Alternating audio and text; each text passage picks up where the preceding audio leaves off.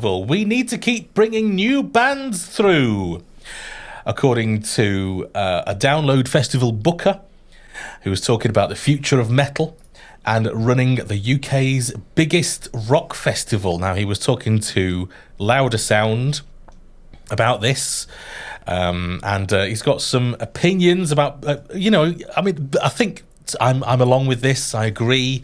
You need to bring in some of the new bands, some of the up-and-coming talent to keep Download fresh is the basic, what he's saying, basically. So, do you agree, or should it be all Iron Maiden every year? Should be Metallica and AC/DC every year. Fuck for new bands.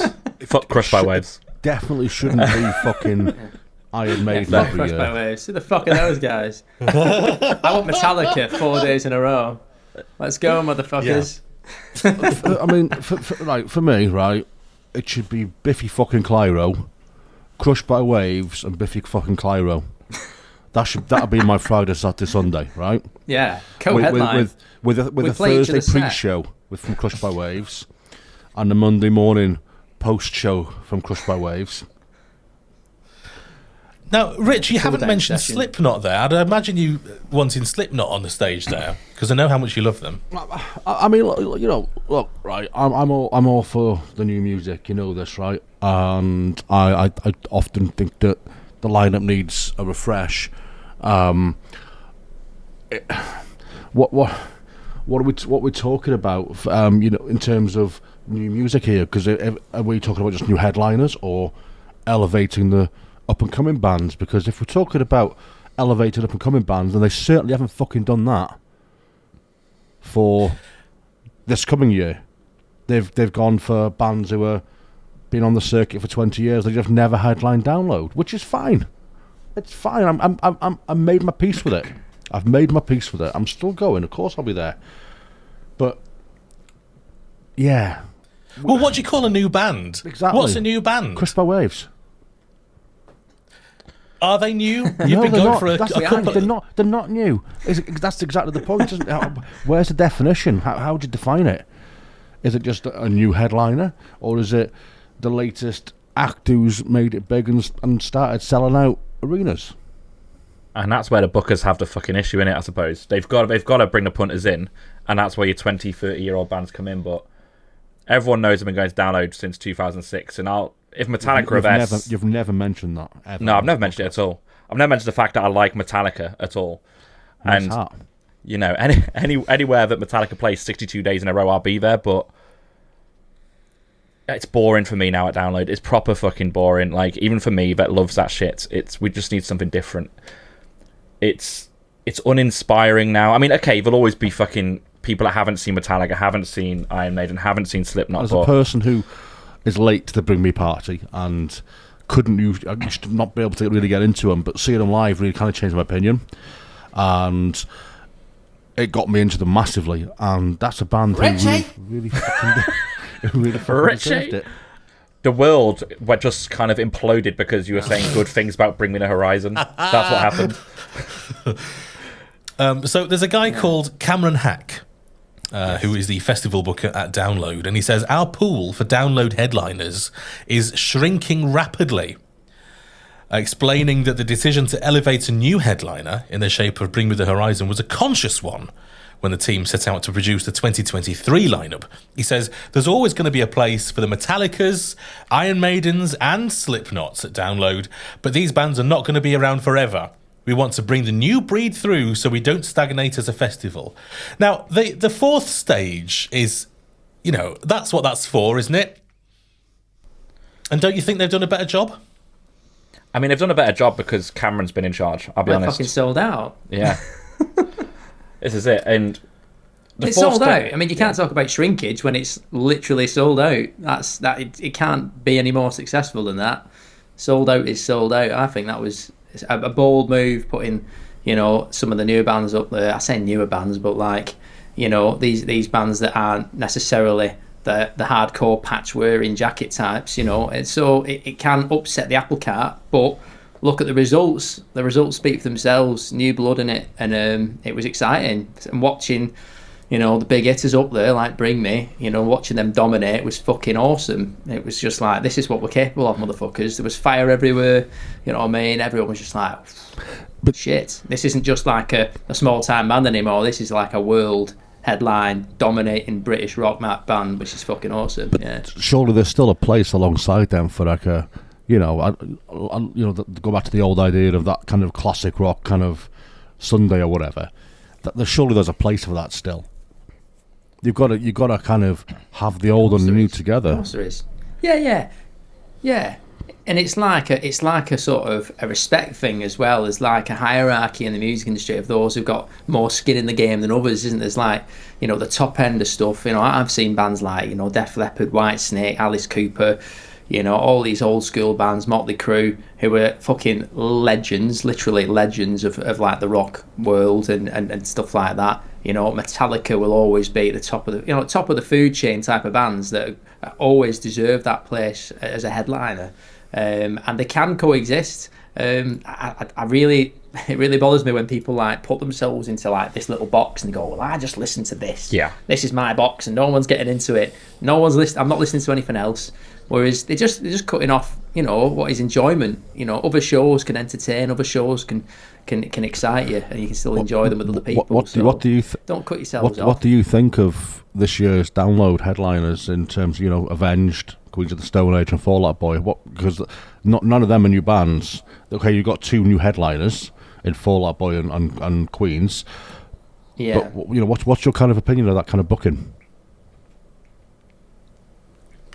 I mean, it's an interesting choice. Like, if Fall Out Boy had been like absolutely destroying it recently and sort of putting out stuff that was really invigorating, really exciting, I'd be like, whoa, well, you know, this needs to be a headline show. This needs to be like something we all need to hear. But I haven't listened to Fall Out Boy for a long time. They did some stuff a few years ago, and I was like, okay. But old school Fall Out Boy for me, I used to listen to them all the time. They were, you know, inspiration coming up.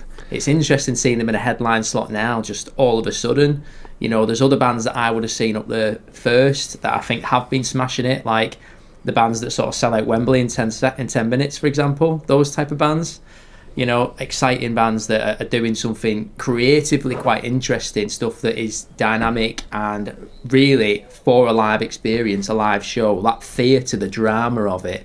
Like seeing bands like Sleep Token up there would be very interesting and very entertaining, and you know, even Bad Omens, some bands like that. Again, I'm sort of biased because these are bands that I'm listening to at the minute, and I really enjoy. But I think from an entertainment perspective, it is slightly more interesting than what you've heard before, and there is a theatre and a drama worthy of a headline show, worthy of like that space. You know, that euphoric big screens, lots of effects, all that kind of stuff. That to me is headline. Whereas I know Fall Out Boy are awesome. It's just not necessarily the band I would have picked to headline. As a band, I could slot them in somewhere into that lineup, sure, but for headliners, not for me, really. Do you see them as kind of a relevant new booking, or are they more of a legacy booking? Legacy, I see them as that. You know, I think of Fall Out Boy in my own way. You know, of you know, the way I reflect on them is nostalgia. I don't have them in my current playlist, for example. It's not for me. I'm not going to rush to buy a ticket for Fall Out Boy. If I see them play in Manchester or something, I go, oh, cool. You know, I might double down, but I think to sort of a lot of people, like, downloads a big price sort of, you know, to pay, and although you're getting to see a lot of bands, it's all that money all at once. So for some people, it's shelling out, in it, and it's getting time off work or time off school or whatever it is. But it's a commitment, nonetheless. So, you know, if you're going to make that commitment, it's going to be bands that you're worth sacrificing your time as well as your money for. Is Fall Out Boy that band? I don't know. They're a great band, and I've loved listening to them through the years. But would I be running out of the house, or having 5 laptops open and 3 phones and God knows whatever devices to try and book them tickets because I was so scared they're going to go? Are people going to fight that hard over them? I don't know. I don't want to shit talk Fall Out Boy. I'm not. You know, I love Fall Out Boy. They're going to be great as well. You know, are we just getting old? It is what is that the thing? It's a great booking. I'm looking forward to it, but it's not it's not necessarily what I would class as a good new booking. Doesn't tickle me balls, Rich. Exactly. Yeah, like thank you. Yeah. I think It's not. I think it's interesting though because Fall Out Boy, sold out their last arena tour like a few months back at 60-70 quid a ticket, and they've done that consistently for years. And like I kind of feel the same with Fall Out Boy. I do enjoy them live, but I don't listen to them every day. But they do have a huge mass following still. They still get #1 albums, but I think probably the likes of All Us Lot probably associate them with Thanks for the Memories and stuff still, whereas actually they've moved on. And they are a huge band, and I don't know if we've just been a bit out of it, but it's interesting though, Aaron, you say about Sleep Token. Under a Fall Out Boy rock. Yeah. But maybe we've moved on in what we like as well. Yeah, exactly, yeah. We've discovered And at new the end of this artists. article, Cameron... Yeah, and Cam says at the end of this article that he's excited to see where Gojira go next, and he sees the likes of Gojira, Sleep Token, and Bad Omens as the future of the festival. Like, so, we're not far off with having those bands being pushed up, I think. I'd agree with that, definitely. Yeah. Because Sleep Token have just announced a massive American tour. They're huge. You can't deny it, whether you like them or not. Because whenever, to be honest, I've got a lot of things to say about Sleep Token this episode. I am wearing a top, for those listening, that says Sleep Token on it, so you can see which side my bread is buttered. But the metal police always turn up when you mention Sleep Token online. They're not metal. They're a bit meh, aren't they? They're a bit rubbish. Fuck the gatekeepers, But in the same breath, they will defend Ghost. Yeah, exactly. Fuck the gatekeepers. I don't get it. Like, Ghost are pop metal, and they'll defend Ghost to like their death. Like, but Sleep Token was this big thing. Like, oh, you can't sing about love and be metal. What's that about? Yeah, well, the thing is that Sleep Token have always. I've got tons to say. I'm just thinking, should I save it? Because we've got them coming up in a story. We do.